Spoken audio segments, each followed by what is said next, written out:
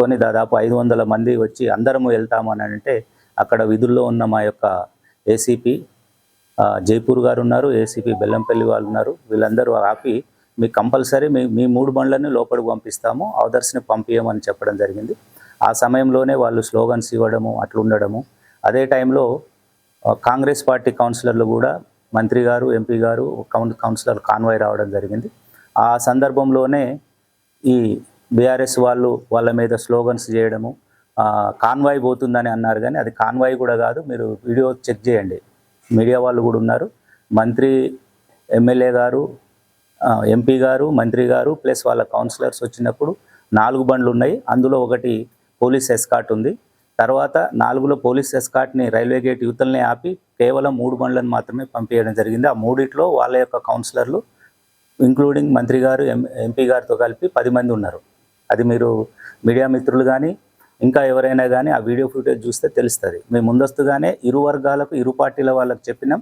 కానీ బీఆర్ఎస్ వాళ్ళు దాన్ని వైలేషన్ చేసి 100 మంది రావడము, దాంతో రాళ్ళు రువ్వడం జరిగింది. ఆ రాళ్ళు రువ్వడంలో మా యొక్క కానిస్టేబుల్ ఏసీపీ జైపూర్ యొక్క గన్మెన్ చెన్నూరులో ఉంటాడు, అటాచ్మెంట్ టు ఏసీపీ జైపూర్, బలమైన గాయం జరిగింది.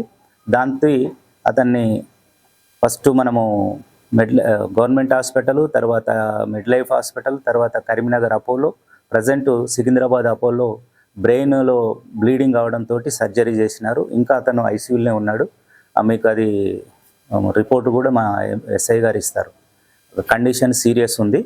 దాంతో కేసు కట్టి నమోదు చేసినాము. ఆ కేసులో భాగంగానే కానిస్టేబుల్కు ఒక ప్రాణం పోయే విధంగా బలమైన గాయాన్ని చేయడము, అన్లాఫుల్ అసెంబ్లీ ఉండడము, పోలీస్ ఇన్స్ట్రక్షన్స్ ఉన్న 163 BNS ఉన్న వాళ్ళు మాట్లాడిన మాట ప్రకారం కాకుండా ఎక్కువ మంది గ్యాదర్ అయ్యి ల్యాండ్ ఆర్డర్ ప్రాబ్లం సృష్టించడంతో మనము grievous hurt to government employee కింద ఆ కేసు కింద కట్టి మొన్న 4గురిని మనము అరెస్ట్ చేయడం జరిగింది. ఇంకా ఆ కేసులో ఆ రోజు పాల్గొన్న వాళ్ళందరినీ వీడియో ఫుటేజ్ ద్వారా అండ్ అదర్ ఎవిడెన్సెస్ ద్వారా ఐడెంటిఫై చేస్తున్నాము అండ్ టీమ్స్ కూడా ఫామ్ చేసి అరెస్ట్ చేస్తున్నాము. ఈ సందర్భంగా ప్రజలందరికీ విజ్ఞప్తి, ఎలాంటి అపోహలకు గురి కావద్దు. పోలీస్ డిపార్ట్మెంట్ అనేది చట్టము, రాజ్యాంగం నిర్దేశించిన పనిలోనే పనిచేస్తుంది. పోలీస్ డిపార్ట్మెంట్ కావాల్సింది ఎవిడెన్సెస్. ఇప్పుడున్న ఎలక్ట్రానిక్ ఎవిడెన్సెస్ దాని ప్రకారం చూస్తే ఆ రోజు అక్కడ ఏం జరిగిందో క్లియర్గా తెలుస్తుంది. దాని ప్రకారమే మేము అరెస్ట్ చేసినాం తప్ప ఎలాంటి అపోహలకు గురి కావాల్సిన అవసరం లేదు. ఎలాంటి రాజకీయ ఒత్తిడిలో కూడా పోలీస్ డిపార్ట్మెంట్ గురి కాదు.